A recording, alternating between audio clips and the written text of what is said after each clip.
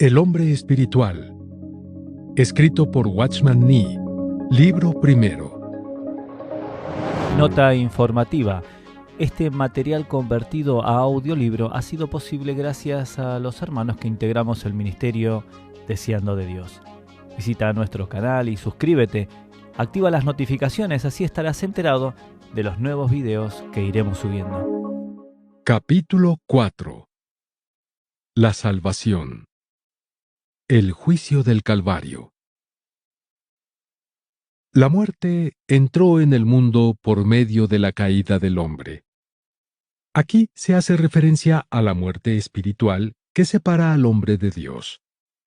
Entró por medio del pecado al principio y ha seguido haciéndolo desde entonces. La muerte siempre llega a través del pecado. Fijémonos en lo que nos dice Romanos capítulo 5 versículo 12 sobre este asunto. Primero, que el pecado entró en el mundo por medio de un hombre. Adán pecó e introdujo el pecado en el mundo. Segundo, que la muerte entró en el mundo a través del pecado. La muerte es el resultado invariable del pecado. Y finalmente, que como consecuencia, la muerte se extendió a todos los hombres porque todos los hombres pecaron. La muerte no se extendió a, o pasó a, los hombres simplemente, sino que literalmente pasó por todos los hombres. La muerte ha impregnado el espíritu, el alma y el cuerpo de todos los hombres. No hay ninguna parte de un ser humano por la que no haya pasado. Por eso es indispensable que el hombre reciba la vida de Dios. La salvación no puede llegar por una reforma humana, porque la muerte es irreparable. El pecado tiene que ser juzgado antes de que pueda haber rescate de la muerte para los hombres.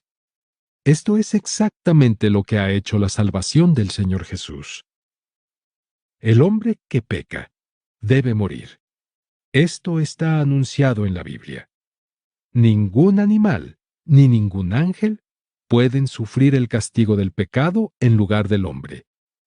Es la naturaleza del hombre la que peca. Por eso es el hombre el que debe morir. Solamente lo humano puede expiar por lo humano. Pero como el pecado está en su humanidad, la muerte del mismo hombre no puede expiar por su pecado. El Señor Jesús vino a tomar la naturaleza del hombre para poder ser juzgado Él en lugar de la humanidad. No corrompida por el pecado, su santa naturaleza humana pudo de este modo expiar por la humanidad pecadora por medio de la muerte. Murió como sustituto. Sufrió todo el castigo del pecado y ofreció su vida como rescate por muchos. Como consecuencia, todo el que cree en él ya no será juzgado. Juan capítulo 5 versículo 24. Cuando el Verbo se hizo carne, él llevaba consigo a toda carne. Así como la acción de un hombre, Adán, representa la acción de toda la humanidad, la obra de un hombre, Cristo, representa la obra de todos. Tenemos que ver lo completa que es la obra de Cristo antes de poder comprender lo que es la redención. ¿Por qué el pecado de un hombre, Adán, es juzgado como el pecado de todos los hombres pasados y presentes? Adán es la cabeza de la humanidad de la que han venido al mundo todos los demás hombres. De una forma similar, la obediencia de un hombre, Cristo, se hace justicia de muchos, pasados y presentes, puesto que Cristo constituye la cabeza de una nueva humanidad originada por un nuevo nacimiento. Hebreos capítulo 7 puede ilustrar este punto. Para demostrar que el sacerdocio de Melquisedec es mayor que el sacerdocio de Leví, el escritor recuerda a sus lectores que una vez Abraham ofreció un diezmo a Melquisedec y recibió una bendición de él, y por eso concluye que la bendición y la ofrenda del diezmo de Abraham eran de Leví. ¿Cómo? Porque él, Leví, aún estaba en los lomos de su antepasado, Abraham, cuando Melquisedec le conoció. Versículo 10. Sabemos que Abraham engendró a Isaac, Isaac a Jacob, y Jacob a Leví. Leví era el bisnieto de Abraham. Cuando Abraham ofreció el diezmo y recibió una bendición, Leví aún no había nacido, ni siquiera su padre ni su abuelo. No obstante, la Biblia considera que el diezmo y la bendición son de Leví. Puesto que Abraham es inferior a Melquisedec, Leví también es de menor importancia que Melquisedec. Este hecho puede ayudarnos a comprender por qué se interpreta el pecado de Adán como pecado de todos los hombres, y por qué se considera la sentencia hecha sobre Cristo como sentencia sobre todos. Es simplemente porque cuando Adán pecó, todos los hombres estaban en sus lomos. De la misma manera, cuando Cristo fue juzgado, todos los que serán regenerados estaban presentes en Cristo. Por eso se considera la sentencia de Cristo como la sentencia de ellos, y todos los que han creído en Cristo ya no serán juzgados. Como la humanidad tiene que ser juzgada, el Hijo de Dios, el hombre Jesucristo, sufrió en su espíritu, alma y cuerpo sobre la cruz por los pecados del mundo.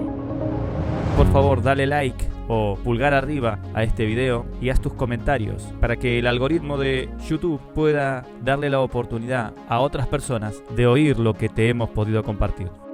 Examinemos primero sus sufrimientos físicos. El hombre peca por medio de su cuerpo, y en éste disfruta el placer temporal del pecado. En consecuencia, el cuerpo tiene que ser el destinatario del castigo. ¿Quién puede sondear los sufrimientos físicos del Señor Jesús en la cruz? ¿Acaso los sufrimientos de Cristo en el cuerpo no están claramente predichos en los textos mesiánicos? Me han traspasado las manos y los pies. Salmos capítulo 22, versículo 16. El profeta Zacarías llamó la atención sobre el que ha sido traspasado. Capítulo 12, versículo 10. Sus manos, sus pies, su frente, su costado, su corazón. Todos fueron traspasados por los hombres, traspasados por la humanidad pecadora y traspasados para la humanidad pecadora. Muchas fueron sus heridas, y mucho le subió la fiebre, porque con el peso de todo su cuerpo colgando en la cruz, sin ningún apoyo, su sangre no podía circular libremente. Pasó mucha sed, y por eso gritó, «La lengua se me pega a la boca». Como tenía sed, me dieron vinagre para beber. Salmos capítulo 22, versículo 15 y capítulo 69, versículo 21. Las manos tienen que ser clavadas porque se van tras el pecado. La boca tiene que sufrir porque se complace en pecar. Los pies tienen que ser traspasados porque pecan a gusto. La frente tiene que ser coronada con una corona de espinas porque también quiere pecar. Todo lo que el cuerpo humano tenía que sufrir se cumplió en su cuerpo. De esta manera, sufrió físicamente hasta la muerte. Estaba en su mano librarse de estos sufrimientos, pero voluntariamente ofreció su cuerpo para soportar todas las insondables pruebas y dolores sin acobardarse ni un momento hasta que supo que ya todo estaba consumado. Juan capítulo 19, versículo 28. Solo entonces entregó su espíritu. No solo su cuerpo, también sufrió su alma. El alma es el órgano de la conciencia de uno mismo. Antes de ser crucificado, a Cristo le dieron vino mezclado con mirra como calmante para mitigar el dolor, pero él lo rechazó porque no estaba dispuesto a aceptar ningún sedante, sino a ser plenamente consciente del sufrimiento. las almas humanas han disfrutado plenamente del placer de los pecados. Por consiguiente, Jesús iba a soportar en su alma el dolor de estos pecados. Prefirió beber la copa que le dio Dios que la copa que le obnubilaría su conciencia. Qué vergonzoso era el castigo de la cruz. Se utilizaba para ejecutar a los esclavos huidos. Un esclavo no tenía propiedades ni derechos. Su cuerpo pertenecía a su dueño y, en consecuencia, podía ser castigado con la cruz más vergonzosa. El Señor Jesús tomó el lugar de un esclavo y fue crucificado. Isaías le llamó el siervo, y Pablo dijo que tomó la forma de un esclavo. Sí, vino como un esclavo a rescatarnos a los que estamos bajo la esclavitud perpetua del pecado y de Satanás. Somos esclavos de la pasión, del temperamento, de las costumbres y del mundo. Estamos a merced del pecado. Sin embargo, Él murió por nuestra esclavitud y cargó con todo nuestro oprobio. La Biblia deja constancia de que los soldados se quedaron la ropa del Señor Jesús. Juan capítulo 19, versículo 23. Estaba casi desnudo cuando le crucificaron. Esta es una de las vergüenzas de la cruz. El pecado nos quita nuestro vestido radiante y nos deja desnudos. Nuestro Señor fue desnudado ante Pilato y luego de nuevo en el Calvario. ¿Cómo reaccionó su santa alma ante semejante maltrato? ¿Acaso no era un insulto a la santidad de su personalidad y una vergüenza? ¿Quién puede sondear sus sentimientos en aquel trágico momento? Como todos los hombres habían disfrutado de la gloria aparente del pecado, el Salvador tenía que soportar la auténtica vergüenza del pecado. Verdaderamente, tú, Dios, me has cubierto de vergüenza, con la cual mis enemigos se burlan, oh Señor, ridiculizan los pasos de tus ungidos.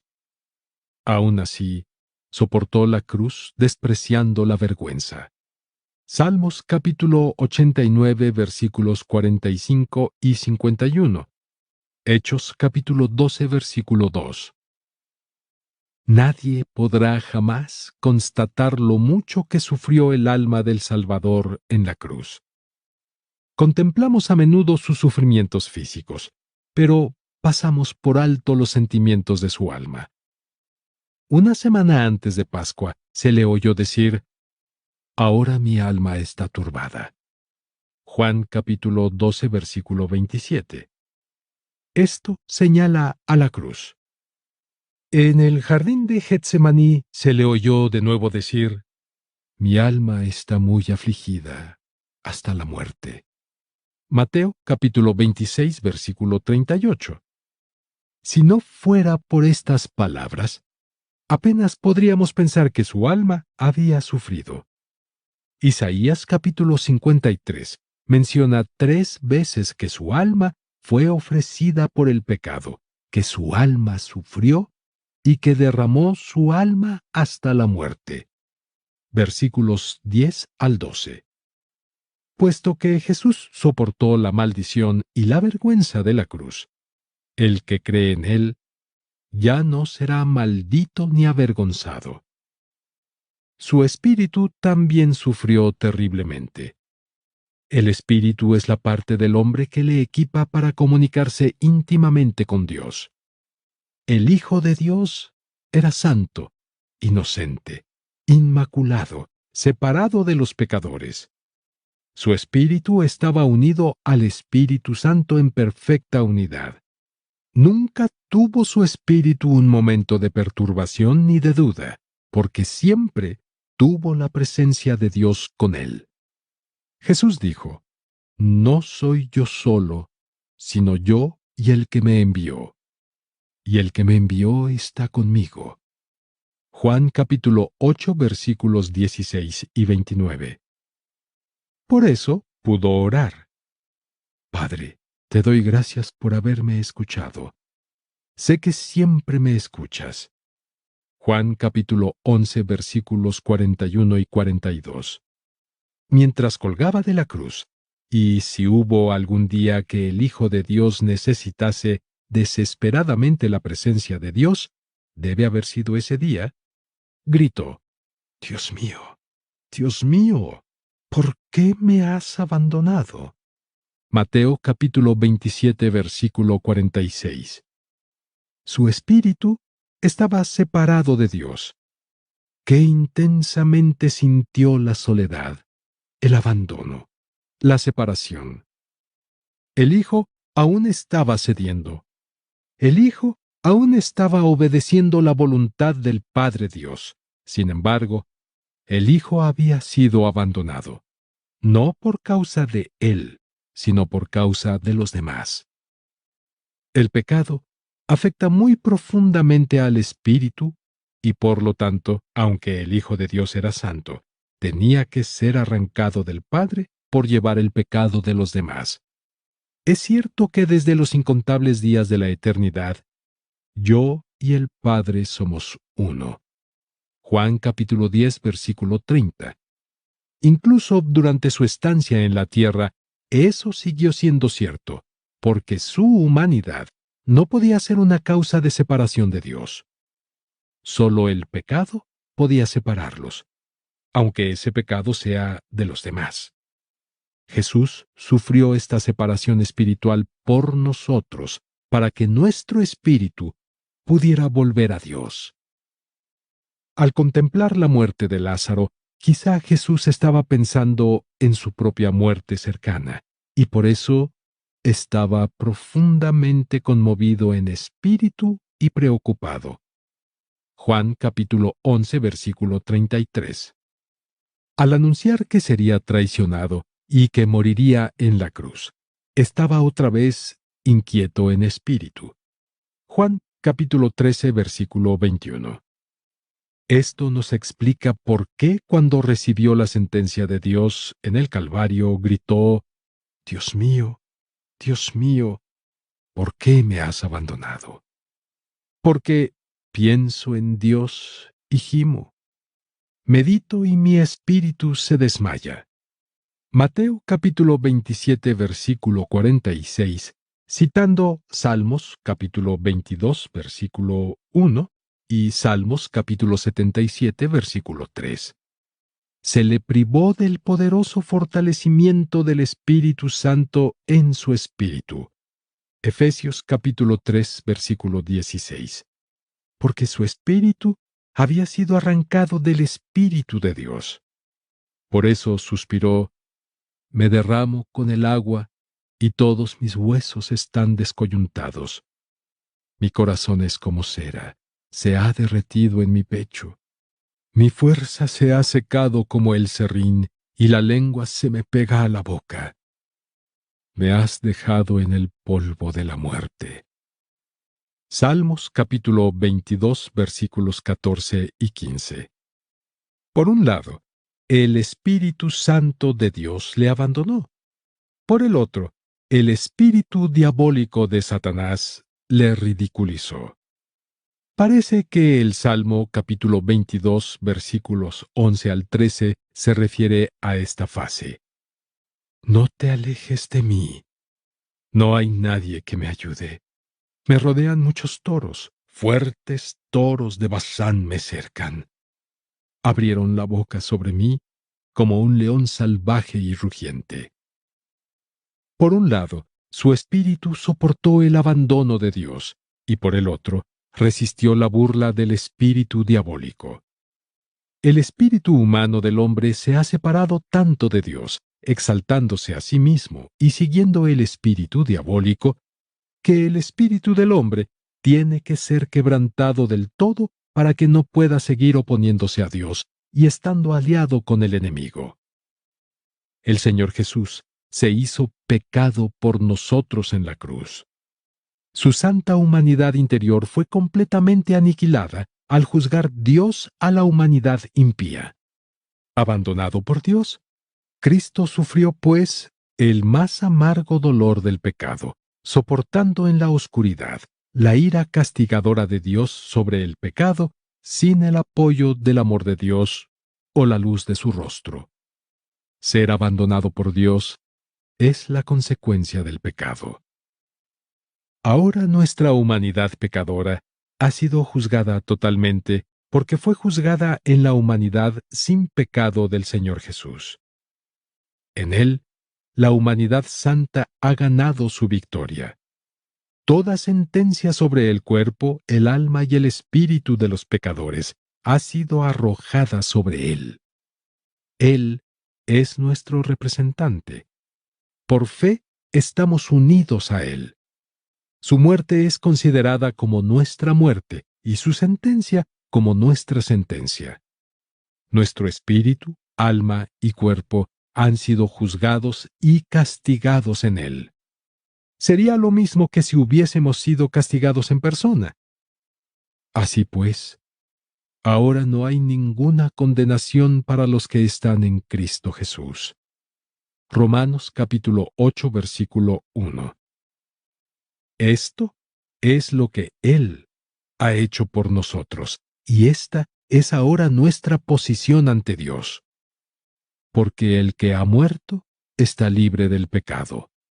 Romanos capítulo 6, versículo 7. Nuestra posición real es que ya hemos muerto en el Señor Jesús, y ahora solo falta que el Espíritu Santo traslade este hecho a nuestra experiencia. La cruz es donde el pecador, su espíritu, alma y cuerpo, es juzgado. Es por medio de la muerte y la resurrección del Señor que el Espíritu Santo de Dios puede transmitirnos la naturaleza de Dios. La cruz ostenta el juicio del pecador, proclama la ausencia de valor del pecador, crucifica al pecador y proporciona la vida del Señor Jesús. Desde entonces, cualquiera que acepta la cruz, nacerá de nuevo por el Espíritu Santo y recibirá la vida del Señor Jesús. La regeneración. El concepto de regeneración, según lo encontramos en la Biblia, habla del proceso de pasar de muerte a vida.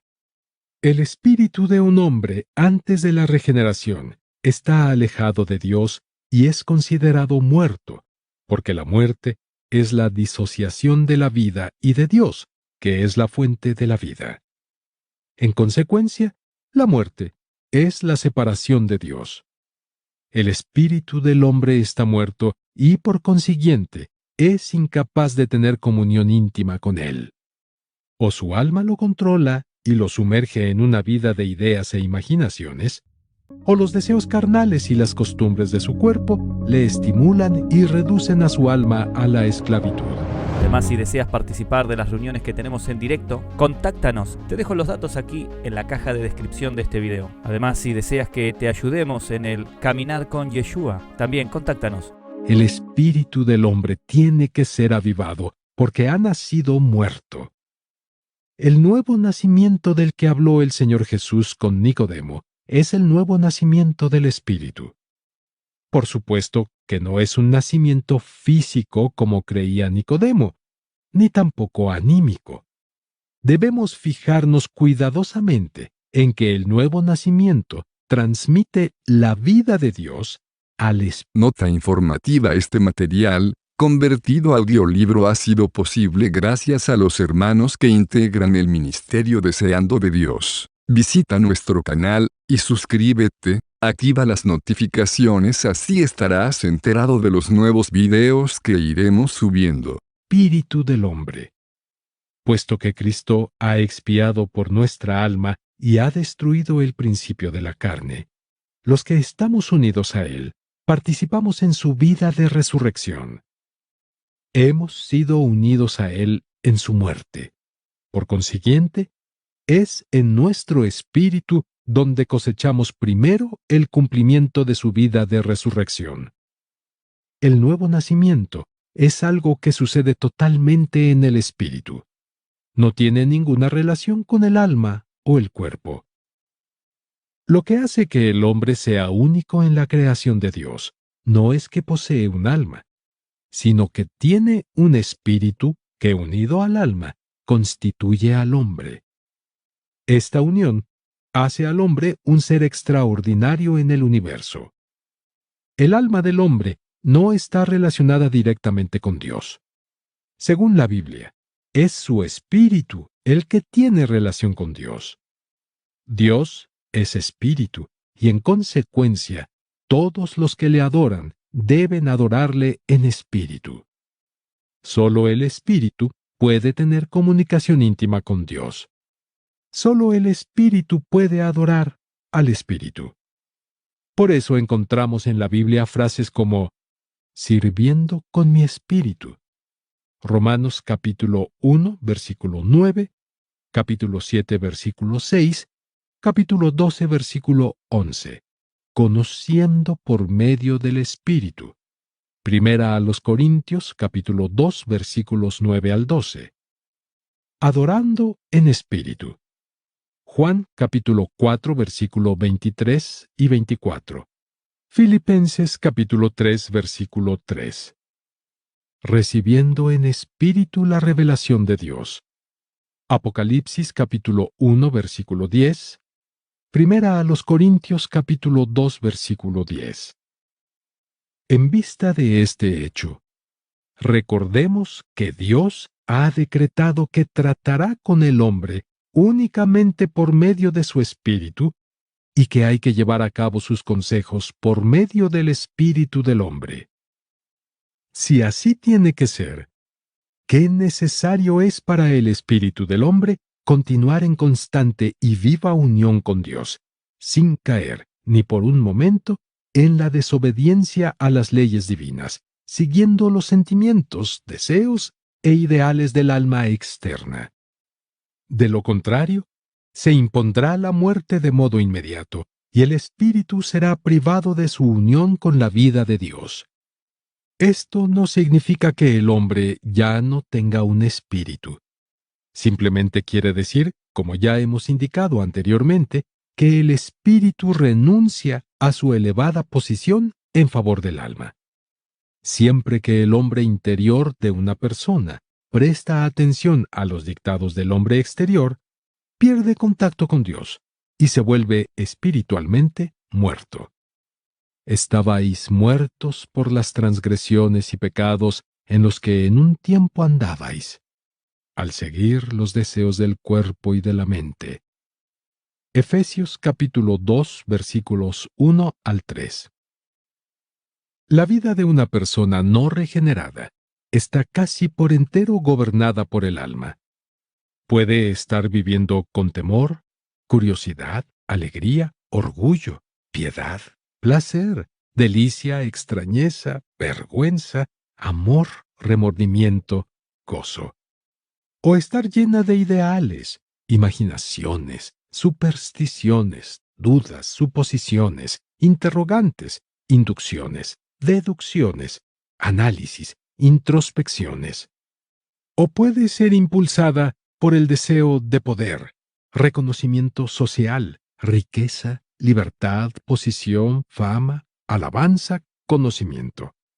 A tomar decisiones atrevidas, a entrar personalmente en compromisos, a expresar opiniones obstinadas o incluso a resistir pruebas con paciencia.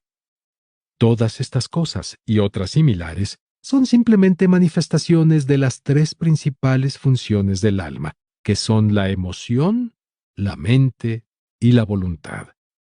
¿Acaso la vida no se compone preeminentemente de estas cosas? Pero nunca podrán llevar a la regeneración. Hacer penitencia, sentirse afligido por el pecado, derramar lágrimas, incluso hacer decisiones, no lleva a la salvación. La confesión, la decisión y muchos otros actos religiosos nunca pueden ni tienen que ser interpretados como un nuevo nacimiento. El juicio racional, la comprensión inteligente, la aceptación mental o la búsqueda de lo bueno, de lo bello y de lo auténtico son simplemente actividades anímicas mientras no se alcance y se sacuda al espíritu. Aunque puedan servir bien como criados, las ideas, sentimientos y decisiones del hombre no pueden servir como dueños, y por eso son secundarios en este asunto de la salvación. De ahí que la Biblia nunca considera que el nuevo nacimiento sea tratar con severidad al cuerpo, un sentimiento impulsivo, la exigencia de la voluntad o una reforma a través de la comprensión mental. El nuevo nacimiento bíblico sucede en un área mucho más profunda que el cuerpo o el alma humano. ¿Sí? Es en el espíritu del hombre donde recibe la vida de Dios por medio del Espíritu Santo. El escritor de Proverbios nos dice que el espíritu del hombre es la lámpara del Señor. Capítulo 20, versículo 27. En la regeneración, el Espíritu Santo entra en el espíritu del hombre y lo aviva como si encendiera una lámpara. Este es el espíritu nuevo mencionado en Ezequiel capítulo 36, versículo 26. El viejo espíritu muerto es avivado cuando el Espíritu Santo le transmite la vida increada de Dios. Antes de la regeneración, el alma del hombre controla a su espíritu, mientras su propio yo gobierna a su alma y su pasión gobierna a su cuerpo. El alma se ha convertido en la vida del cuerpo. En la regeneración, el hombre recibe la vida propia de Dios en su espíritu y nace de Dios. A consecuencia de eso, ahora el Espíritu Santo gobierna el espíritu del hombre, que a su vez es equipado para recuperar el control sobre su alma, y por medio del alma, gobernar su cuerpo. Como el Espíritu Santo se convierte en la vida del espíritu del hombre, éste se convierte en la vida de todo el ser del hombre. El espíritu, el alma y el cuerpo son restaurados según el propósito original de Dios para toda persona nacida de nuevo. Entonces, ¿qué hay que hacer para nacer de nuevo en espíritu? Sabemos que el Señor Jesús murió en lugar del pecador. Sufrió en su cuerpo en la cruz por todos los pecados del mundo. Dios considera la muerte del Señor Jesús como la muerte de todas las personas del mundo. Su humanidad santa sufrió la muerte por toda la humanidad impía. Pero hay algo que tiene que hacer el hombre mismo. Tiene que usar su fe para comprometerse, su espíritu, alma y cuerpo, en la unión con el Señor Jesús. Es decir, tiene que considerar la muerte del Señor Jesús como su propia muerte y la resurrección del Señor Jesús como su propia resurrección. Este es el significado de Juan capítulo 3, versículo 16. Todo el que cree dentro de, literal, Él, no tiene que perecer, sino que tiene vida eterna. El pecador debe tener fe y creer en el Señor Jesús. Al hacerlo, se une a Él en su muerte y resurrección y recibe vida eterna. Juan capítulo 17, versículo 3, que es la vida espiritual para su regeneración. Tengamos cuidado de no separar la muerte del Señor Jesús como nuestro sustituto y nuestra muerte con Él. Seguramente que lo harán los que ponen énfasis en la comprensión mental, pero en la vida espiritual, estos dos hechos son inseparables. La muerte sustitutoria y la muerte con Él se distinguen, pero no se pueden separar. Quien cree en la muerte del Señor Jesús como su sustituto, ha sido unido al Señor Jesús en su muerte. Romanos capítulo 6, versículo 2. Para mí, creer en la obra sustitutoria del Señor Jesús es creer que ya he sido castigado en el Señor Jesús. El castigo de mi pecado es la muerte, pero el Señor Jesús sufrió la muerte por mí. Por consiguiente, he muerto en Él. No puede haber salvación de otro modo. Decir que Él murió por mí Es decir, que yo ya he sido castigado y he muerto en él. Todo el que cree en este hecho experimentará su realidad.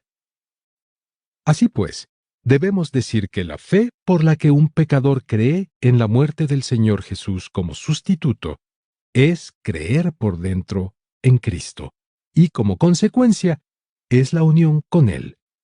Aunque una persona pueda estar preocupada solo por el castigo del pecado y no por el poder del pecado, aún así, su unión con el Señor es la posesión común que comparte con todos los que creen en Cristo. El que no está unido al Señor aún no ha creído y en consecuencia no tiene parte con el Señor. Al creer, el que cree es unido al Señor. Estar unido con Él quiere decir experimentar todo lo que Él ha experimentado. En Juan capítulo 3, nuestro Señor nos explica cómo somos unidos a Él. Somos unidos a Él en su crucifixión y muerte. Versículos 14 y 15. Como mínimo, la posición de todo creyente es que ha sido unido al Señor en su muerte. Pero es evidente que si hemos sido unidos a Él en una muerte como la suya, naturalmente seremos unidos a Él en una resurrección como la suya. Romanos capítulo 6, versículo 5. Por eso, para el que cree en la muerte del Señor Jesús como sustituto, su posición es igualmente la de haber resucitado con Cristo. A pesar de que quizá no experimente aún plenamente el significado de la muerte del Señor Jesús, aún así, Dios le ha hecho vivir juntamente con Cristo, y Él ha obtenido una nueva vida en el poder de la resurrección del Señor Jesús. Este es el nuevo nacimiento. Debemos guardarnos de insistir en que un hombre no ha nacido de nuevo si no ha experimentado la muerte y la resurrección con el Señor. La Biblia declara ya regenerado a todo el que cree en el Señor Jesús. Todos los que le recibieron, los que creyeron en su nombre, nacieron de Dios. Juan capítulo 1 versículos 12 y 13. Quede entendido que ser resucitado juntamente con el Señor no es una experiencia previa al nuevo nacimiento. Nuestra regeneración es nuestra unión con el Señor en su resurrección y también en su muerte. Su muerte ha terminado con nuestra vida pecaminosa y su resurrección nos ha dado una vida nueva y nos ha iniciado en la vida de un cristiano. El apóstol nos asegura que hemos nacido de nuevo a una esperanza viva por medio de la resurrección de Jesucristo de los muertos. Primera de Pedro, capítulo 1, versículo 3. Indica que todo cristiano nacido de nuevo ya ha sido resucitado en el Señor. Sin embargo, el apóstol Pablo, en Filipenses, todavía nos insta a experimentar el poder de su resurrección. Capítulo 3, versículo 10. Muchos cristianos han nacido de nuevo y, en consecuencia, han sido resucitados con el Señor, aunque se quedan cortos en la manifestación del poder de la resurrección. Así pues, no confundan la posición con la experiencia. En el momento en que una persona cree en el Señor Jesús, puede ser muy débil e ignorante, pero aún así, Dios le ha colocado en la perfecta posición de ser considerado muerto, resucitado y ascendido con el Señor. El que es aceptado en Cristo es tan aceptable como Cristo. Esto es la posición. Y su posición es: todo lo que Cristo ha experimentado es suyo. Y la posición le hace experimentar el nuevo nacimiento, porque no depende del grado de su conocimiento experimental de la muerte, la resurrección y la ascensión del Señor Jesús, sino de si ha creído en Él o no. Incluso si un creyente es, en su experiencia, totalmente ignorante del poder de resurrección de Cristo, Filipenses capítulo 3, versículo 10, se le ha hecho vivir juntamente con Cristo, se le ha resucitado con Él y se le ha sentado con Él en lugares celestiales. Efesios capítulo 2, versículos 5 y 6. Aún hay otro tema con respecto a la regeneración al que debemos prestar mucha atención. Es decir, que tenemos mucho más de lo que teníamos en Adán antes de la caída. En aquel día, Adán poseía un espíritu, pero era creado por Dios. No era la vida increada simbolizada por el árbol de la vida. No había en absoluto ninguna relación vital entre Adán y Dios. El que fuera llamado el Hijo de Dios era similar a la manera en que lo son los ángeles, porque fue creado directamente por Dios. El que cree en el Señor Jesús, sin embargo, nace de Dios. Juan capítulo 1, versículos 12 y 13. En consecuencia, hay una relación vital. Un hijo hereda la vida de su padre. Nosotros hemos nacido de Dios y en consecuencia tenemos su vida. Segunda de Pedro, capítulo 1, versículo 4.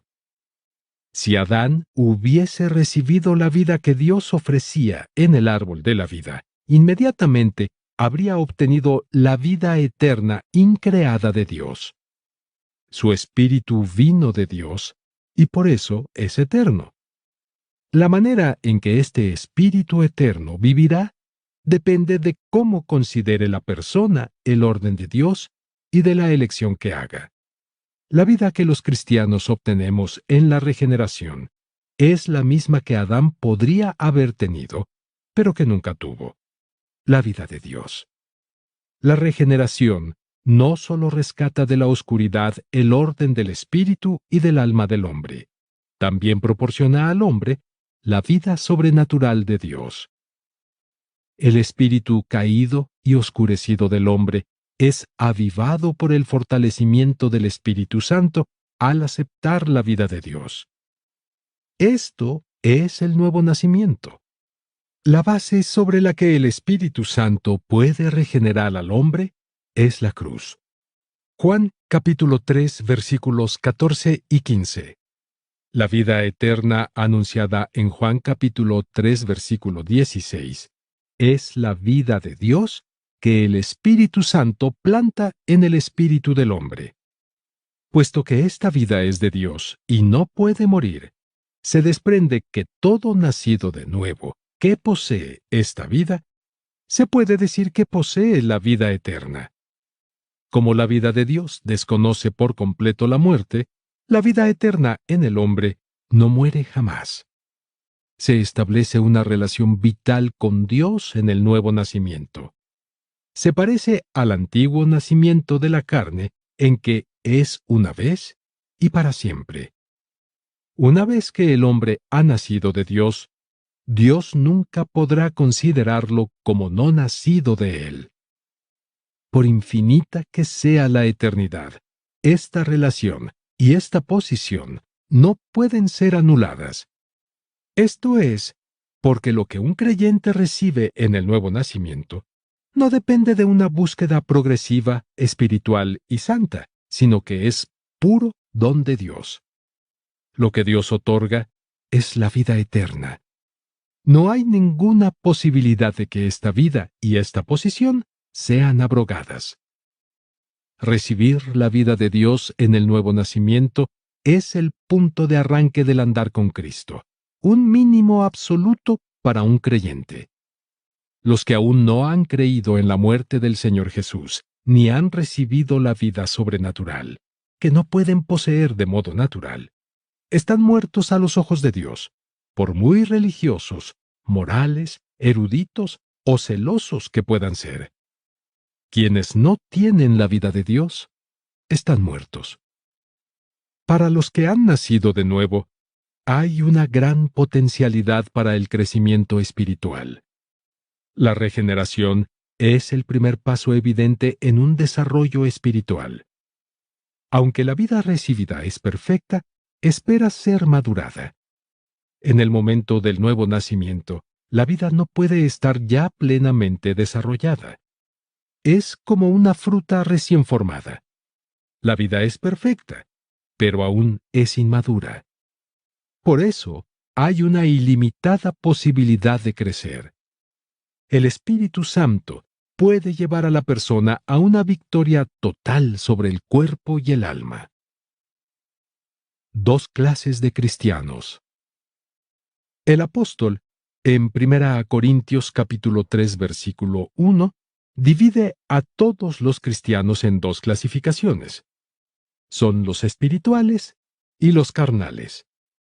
Un cristiano espiritual es aquel en quien el Espíritu Santo vive en su espíritu y controla todo su ser.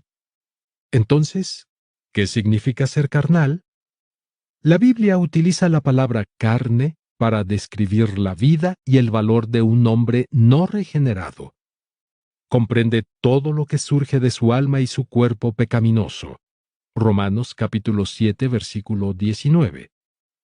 Por eso, un cristiano carnal es uno que ha nacido de nuevo y que tiene la vida de Dios, pero en lugar de vencer a su carne, es vencido por ella. Sabemos que el espíritu de un hombre caído está muerto, y que este hombre está dominado por su alma y su cuerpo.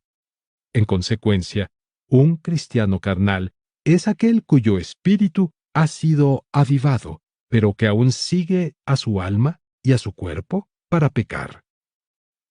Si un cristiano permanece en un estado carnal mucho tiempo después de haber experimentado el nuevo nacimiento, impide que la salvación de Dios lleve a cabo su completa manifestación y su potencial.